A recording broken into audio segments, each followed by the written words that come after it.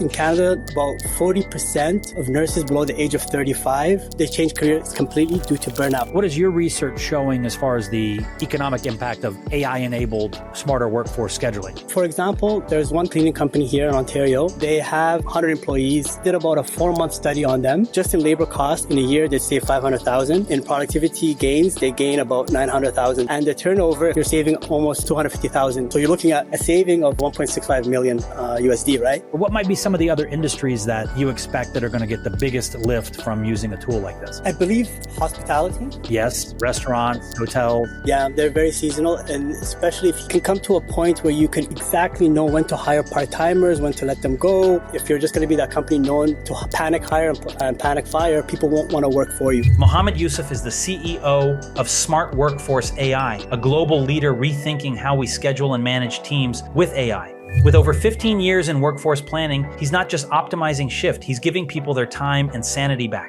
Welcome to Using AI at Work. I'm your host, Chris Daigle. Each week, we'll be learning how today's business owners, entrepreneurs, and ambitious professionals are getting more done with smart use of tomorrow's tech. Let's get started.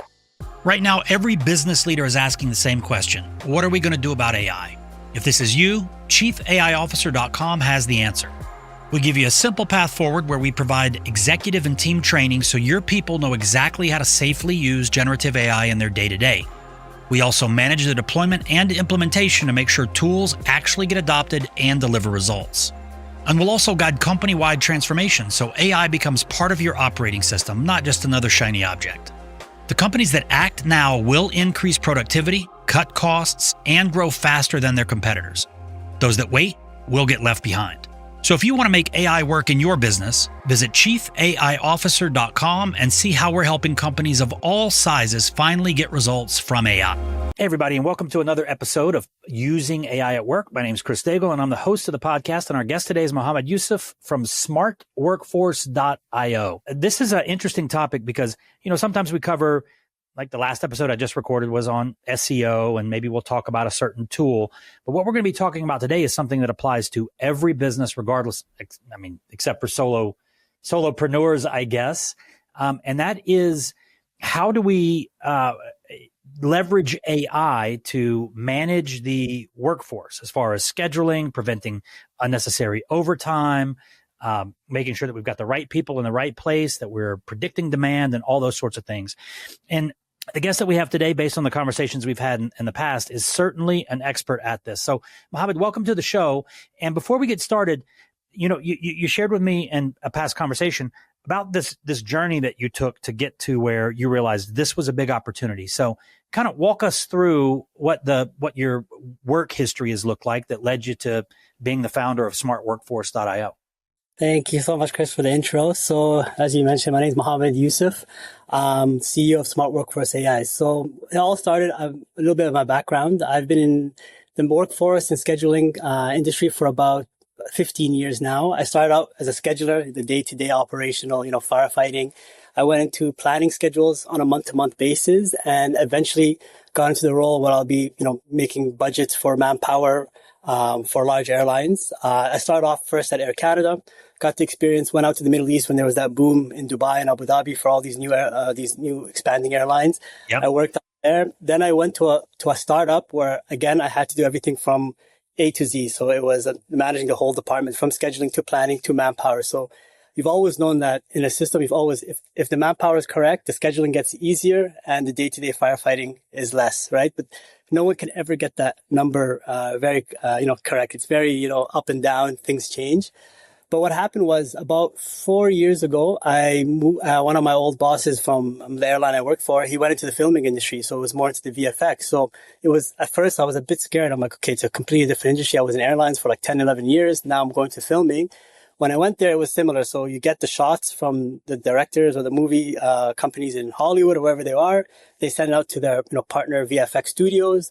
And then you get that demand, and now you need to look at the calculation. So what can everyone do? What each VFX artist can do to clean up those shots.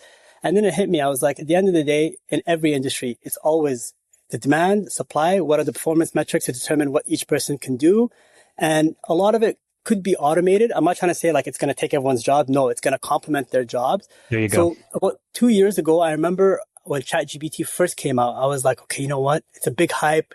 AI has been here for a while, but that's when everyone just started saying AI. Yeah. So I was learning just by myself on YouTube, and I wouldn't find anything. I was always finding like AI for marketing, content creation, AI for like legal to make, analyze documents faster. And I kept trying to learn to see what I could do. Maybe I could start something, but never really, stuck with me. And I remember I was on vacation and it just hit me. It was like, everyone is using AI to simplify their job and their experience. Why am I looking at, YouTube videos on marketing or legal or that and trying to open something there? Good I point. started thinking, hey, what do we do in manpower and scheduling and data? What do we do that's so repetitive? A lot of the stuff we do is forecasting, which if you already have all the data or the inputs, that can be automated, right? The monthly schedule build, if you have all the parameters already from every company might say, okay, the labor laws say they can only work, 140 hours, Sure. that, what the limits are for rest, that can also be automated, right? And the day-to-day is where it gets a little trickier. This one, I believe we're working on eventually can be automated with like it's when someone calls sick, someone gets replaced. That's also something we're working on. But then I was like, you know what? We're not just here just to build another scheduling tool. We're trying to build an intelligent decision-making tool that can complement the people who are working. So, for example, in scheduling, they could be working through a disruption, an airline, a flight's delayed, the pilots or the cabin crew are not able to move on to the next flight. The AI could give you suggestions right there. Like, here's our suggestion. You have these people. Then the human can say, okay, you know what? This could work. This could work. You can click on it. From a monthly plan, it can learn. Right. So it can learn how people bid, which, for example, schedules people usually call sick for, maybe the midnight, the graveyard shift. Then it can say, you know what, these need to be balanced out more because we see like a 80% sickness rate. We use AI, we use large language model tools to, analyze these tools and also recommend to the planners, like, you've built a schedule like this. Here's an optimized way where we feel that we can get more out of the staff. So it was something that I still see until today. There's not many tools out there. There's a lot of the bigger companies who are starting to use AI, but when I played around with it, it's just like you're trying to cover a shift for the next week. Here's our suggestion. This person's off. Do you want to proceed with it? It's not. We're trying to make it from end to end, from the day-to-day struggles until the manpower starts. So from the top to the bottom, it's completely, you have an AI copilot with you. So this is something that, I love to address issues and challenges with business that AI can support that tend to be universal issues, right? Mm-hmm. In our consulting side, we tend to target knowledge work, right? Because AI can gobble that stuff up. Yeah. This is an area that I haven't really addressed much before, but considering who our clients are for our services, they've got big workforces. And I hadn't, prior to this conversation that we've had, I hadn't considered the impact that AI could have with what sounds like what could be a huge headache for a lot of companies. We talked about construction earlier before we started recording. Say a construction company's got a couple hundred people out there in the field. I would imagine that in that environment, there's a lot of turnover. There's the sickness issue and stuff like that. How are those companies probably doing it now as compared to what it would look like if it was supported by a tool like what you've created? So we did one study actually with the healthcare industry. I'm not sure how it is in the States over there, but in Canada, we have a huge healthcare crisis at the moment where people are dying, waiting for appointments. People are waiting. I went to once for an emergency. I was there for about 10 hours. And when you speak with the nurses, they're all saying the same thing. We're overexhausted. We're burnt out. And I read somewhere, it said that in Canada, about 40% of nurses below the age of 35 resign due to, they change careers completely due to burnout. But what I noticed is a lot of the systems they use is very outdated. And a lot of times they try to build their own systems, which they don't seem to work. They're very like prehistoric when you see that, even if it's the UI. But what we were doing, how AI will help. First of all, again, like if it's a hospital that has a lot of data and they work with a lot of data analysts, they probably can get past this part, but we look at historical data, right? So people don't look at, okay, there's trends, right? The flu season, things pick up. Sure. There's a lot of things that they might miss, and they can also plan in advance because there's a lot of freelance nurses. There's a lot of, I don't really call them, they're like traveling nurses, right? you can forecast, okay, during these peaks, instead of calling them out last minute, you can prepare months in advance. Say, hey, because a lot of times they can't get last minute nurses, right? Yeah. We have spike in, patient intake. We need you guys from November 10th to December 25th, or during the holidays when people have more time, maybe they get more sick. So there's a lot of things that it will look at. Say it'll go back 5 years and it'll automatically have these suggestions. Another thing that we were looking at is also the future, right? So a lot of the times what they look at is, okay, let's look at walk-ins, so emergency emergency walk-ins, and they look at patient bookings, right? And they can forecast. What they don't look at also are aging trends. Okay, maybe as people get older, maybe you have an aging population, you'll need people that will come to the hospital. AI will look at different, our large language models will look at different statistics online. It'll look at, the government pages. It'll also know, okay, the population is aging by X amount of percent. You're going to probably have an X amount of increased intake. Another thing also is what they don't look at is immigration, right? We've had one of the largest immigration trends in the last few years, and no hospital prepared for it. And that was one of the main reasons we are in a healthcare crisis. We've got millions of people coming in, and yet they never planned for it. So what our AI model looks at is, okay, you know what? What are the government's predictions for immigration in the next couple of years? It will say, okay, you know what? Due to these trends, you guys are going to have to increase your manpower by X amount. And it gives them enough time to reach out to maybe graduating students, look at, problem is it's very reactive here. Yeah. And I don't blame, there's not a lot of forecasting tools. And even with AI, you can link your forecasting tools with this thing called Profit. It's by Facebook, by Meta, where it just can quickly take a lot of data, a lot of time series forecasts, and it can look at seasonal trends, labor peaks, and then you can plug it into your system and you can just make it into an easy to use system that you can connect with your HR portal, which can, flag, okay, you know what, you guys need to recruit these people and just make the process a lot faster than it is today. It's fascinating, all of the applications of AI, right? Yeah. So this not only can help with, a perfect example I would imagine would be there's probably a lot of call outs for that graveyard shift, regardless of what your industry is, right? If we can see that trend, then we can have a couple in the chamber ready to go, right? Correct. So that's handles today. I don't have to have a big headache like as of today. Mm-hmm. But the ability to strategically use AI to forecast, okay, what does this mean as far as hiring trends for us next quarter, next year and beyond? That's like way beyond what I was thinking about. And that's fantastic. So what are some of the industries that have been particularly impacted by, or that you see could particularly be impacted by something like this, like an AI-enabled forecaster, predictor, scheduler? We've talked about medicine, and that makes a lot of sense. But what might be some of the other industries that you expect that are going to get the biggest lift from using a tool like this? I believe hospitality.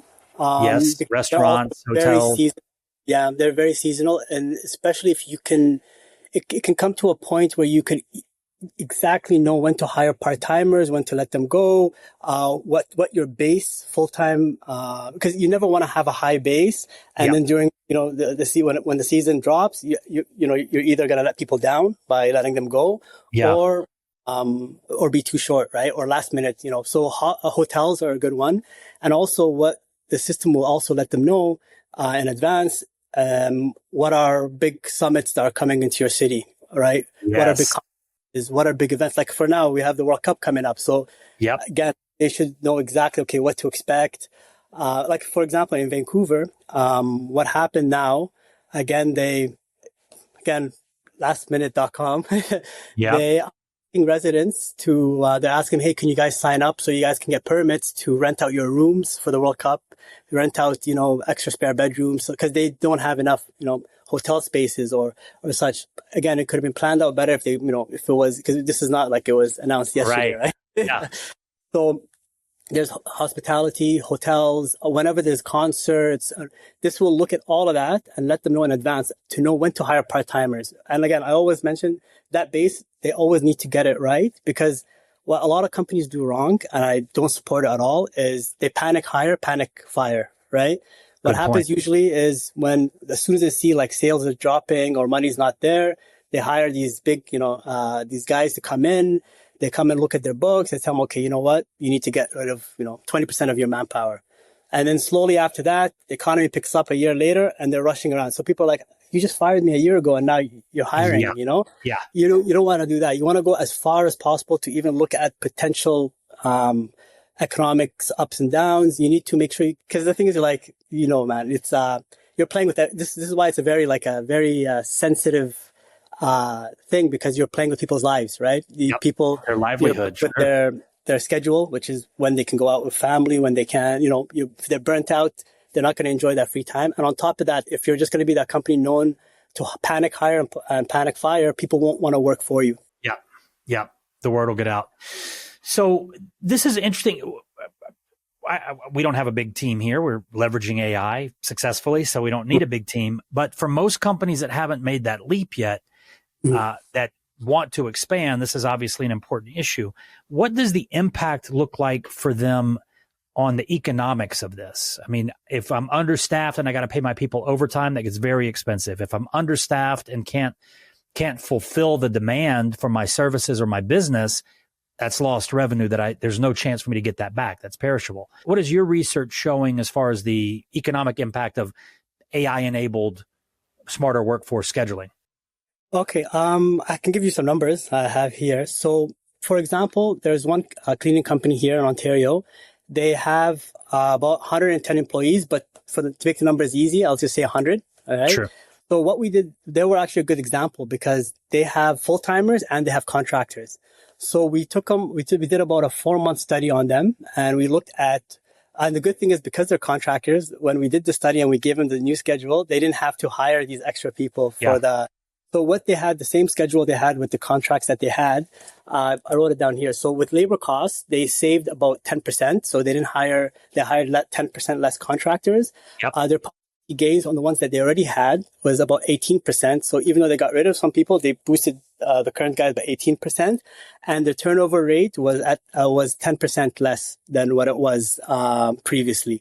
So if you look at it, let's just say 100 employees have it here. So $25 per hour, let's say 40 hours a week, 40 hours per week, and 50 hours a year. Let's say 2 weeks vacation. So that's 5 million, right? Just to make the numbers easy. So if you take these percentages, you're looking at just in labor costs in a year, they save 500,000. In productivity gains, they gain about 900,000 there just by bumping up that productivity the current guys have. And the turnover, if you say, let's say it costs 25,000 per employee times 10 employees, you're saving almost in 250,000 in turnover. So you're looking at a saving of 1.65 million USD, right? And the thing is, nobody sees that, right? They don't see that your manpower is one of the biggest costs, a company can have. And they look at, this guy's leaving or this guy's coming. Oh, we're going to just put a quick schedule and we're just going to pump it out. But the thing is that as smart as we are, what we can do in a week, an AI system can do it in a matter of hours, right? Yeah. So again, it's good that you have this tool, because when you're a scheduler, when you're a planner, you can run scenarios. You can say, you know what, let me see, what can I do if I increase the hours a little or decrease that? So it gives you more time to actually do your real job, which is the creative side of it, right? Look at different scenarios. What if we want to take on an extra work? How much people need? So it gives you it's not going to, like people say, oh, AI is going to take my job. It's not going to take your job. It's going to actually make you a better employee, better manager. And you're actually going to see the company, profit a lot more. And a lot of the problems, why, like a company that has 50 employees or 40 employees, a lot of the times they don't get scheduling systems, is that if you look at the larger companies, let's say, they usually cost a lot of money. Have a very high implementation cost, can be sometimes 50,000, 100,000. Then you look at sometimes, their monthly costs for these systems can be 100K plus. Then you usually sign, long 3-year contracts. Yeah.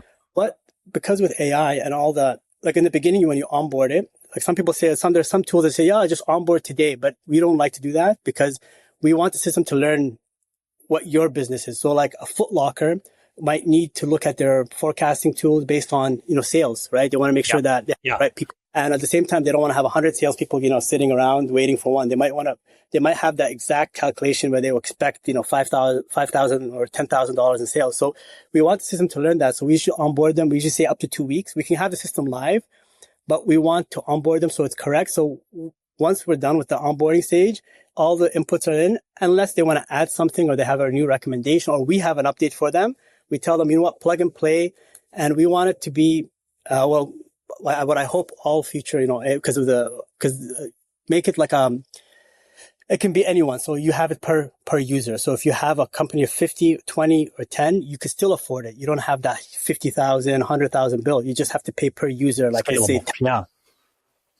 So, in that example that you gave of the, as someone who writes the paychecks for their team, I think about this stuff, the cleaning scenario, that $1.6 million in efficient capital allocation, most of that will probably hit the profit margin. Correct.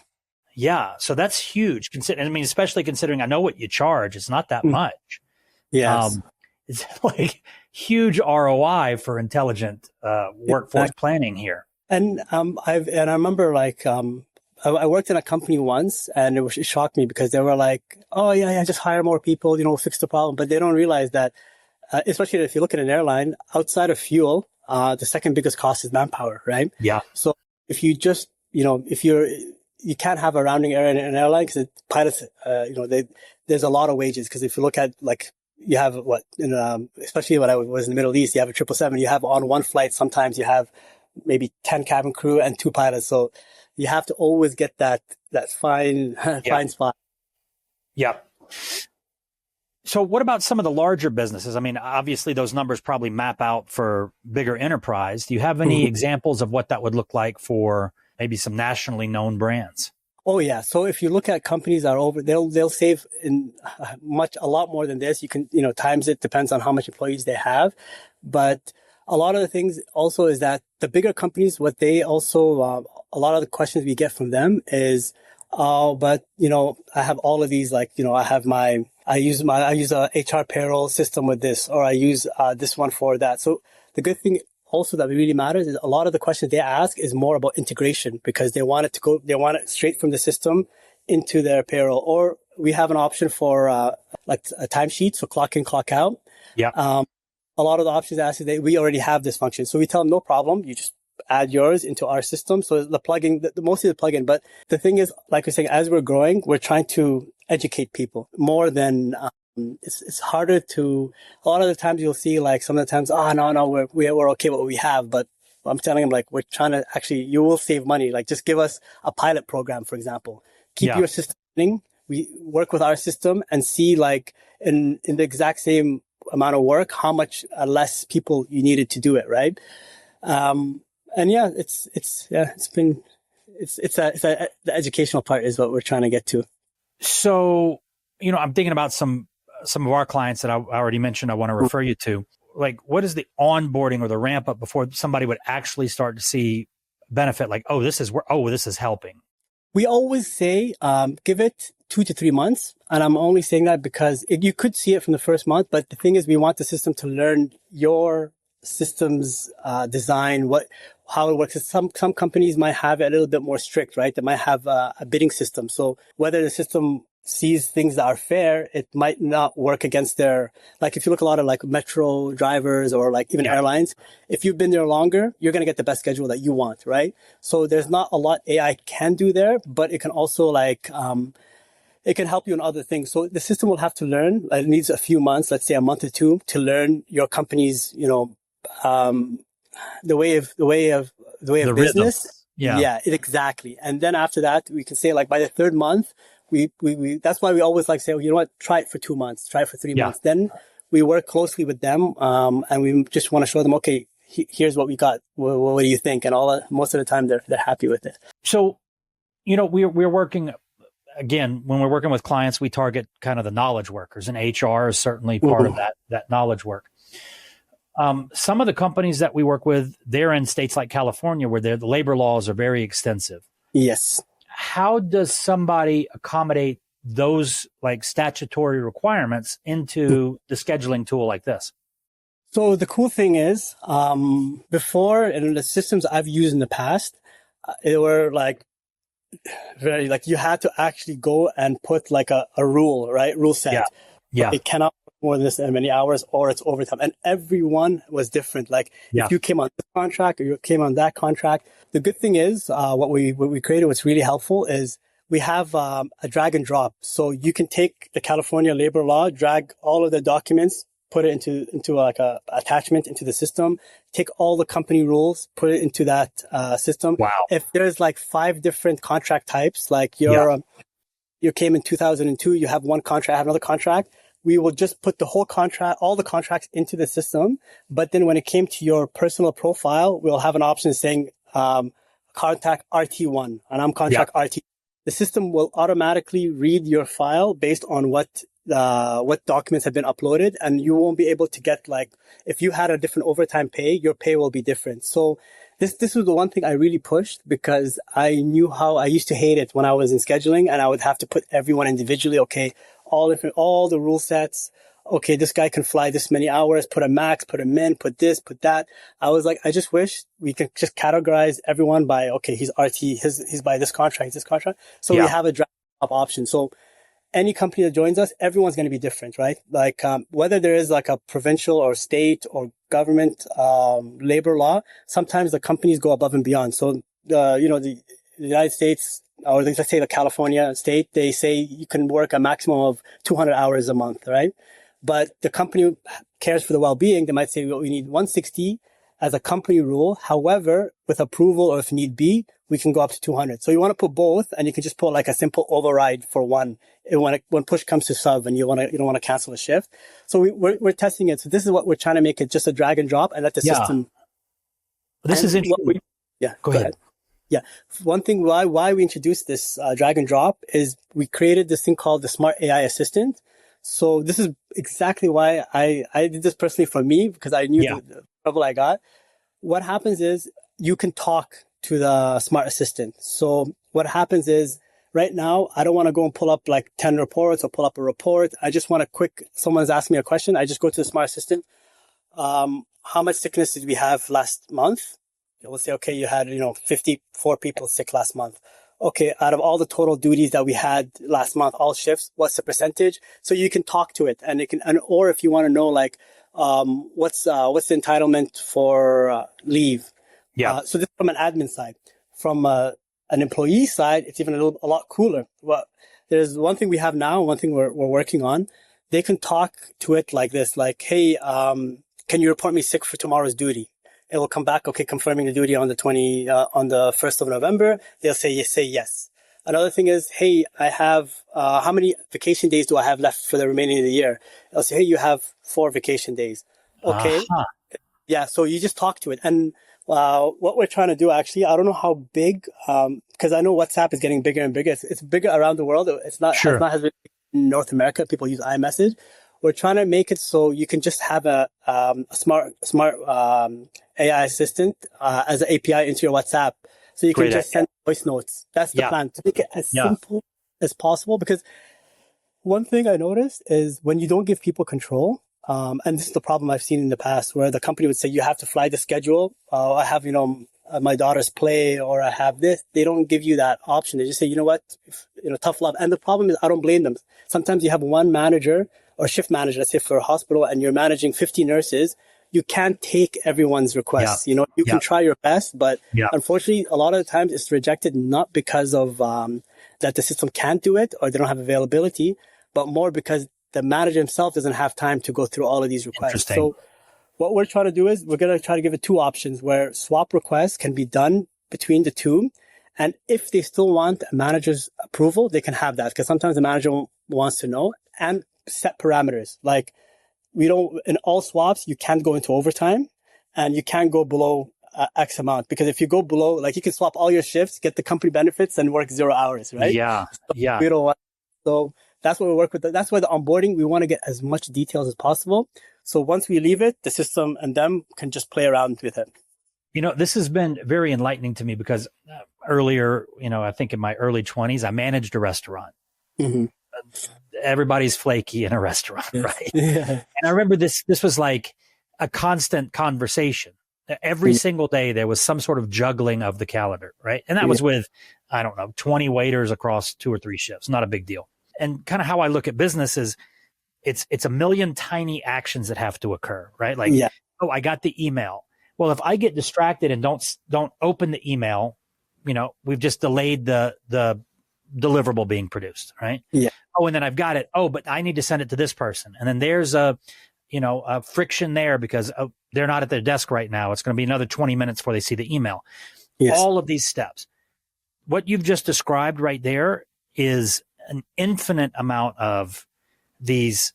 Okay, I got to be there to take the call if I'm in HR or whatever. I have to, okay, hold on. Let me find the time to be able to go and look at the schedule. Oh, now let me reach out to a couple of people who I think can handle this kind of stuff.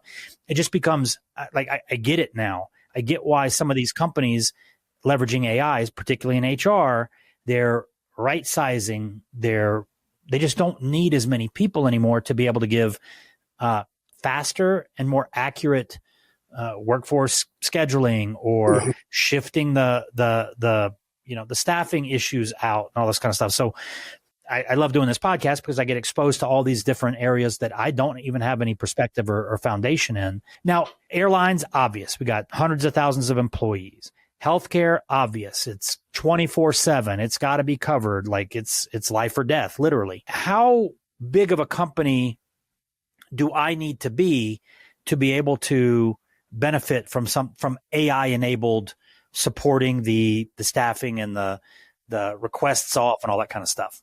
I would say, again, it's a low number, but I would say 30 plus, I would say. And I'll only say that because in companies that have 30 or less employees, they don't have like a shift scheduler or any of that. They have the general manager, the store manager, if it's a retail store or department store. What I always say is let the manager manage, right? Don't let him caught up with the admin side. Oh, can I request a swap or not? So he can look at actual strategies that will benefit the company, look at ways to make the company money, because at the end of the day, employees are an expense. It's not, they're wasting their time on something that actually is an expense, right? Rather than looking at strategies to move forward. So like, for example, a retail store, right, might have, 20, 25 people, right?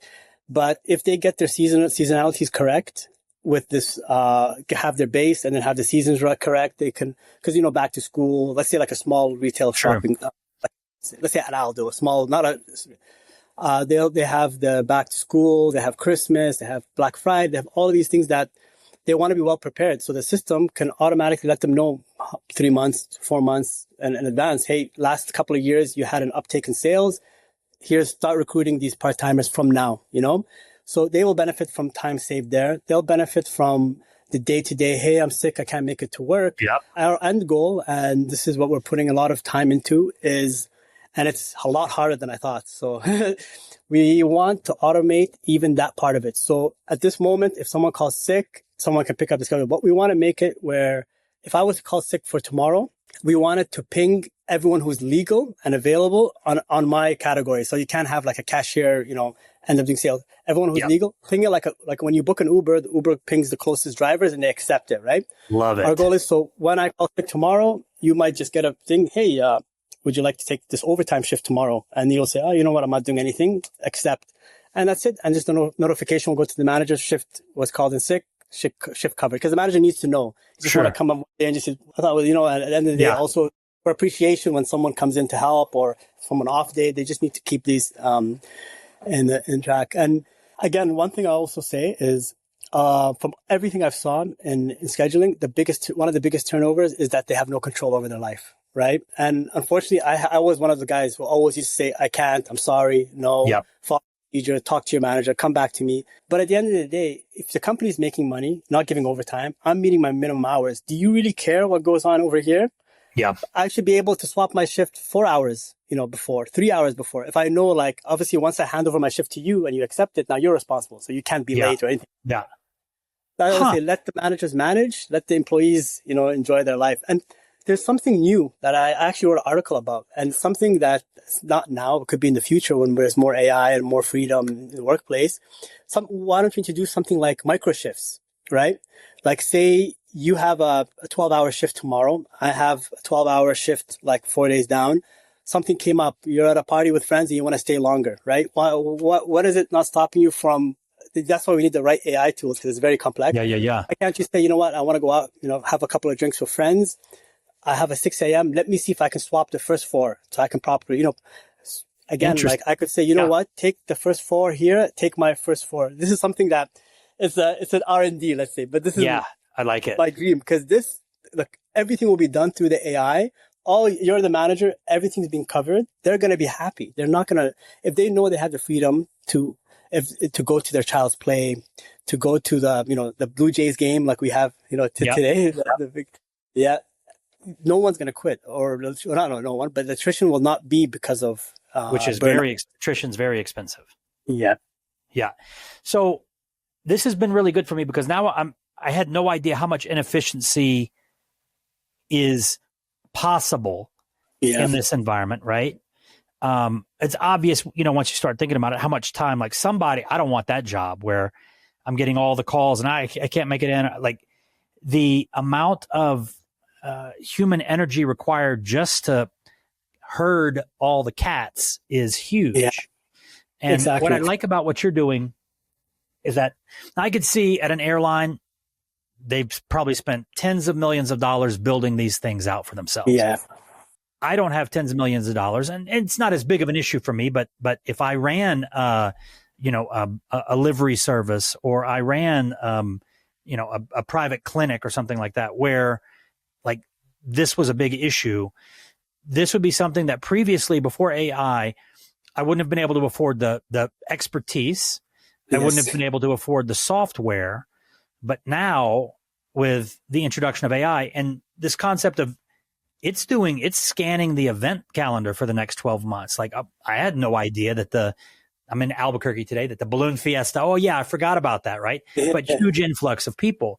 So I can see this being extremely helpful for multiple industries.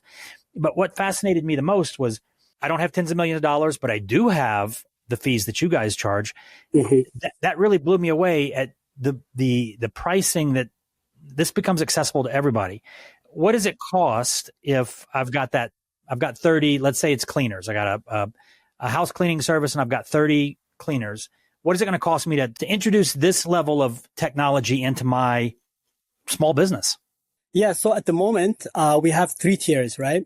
So we've got the basic one where people just want their schedules on a monthly basis.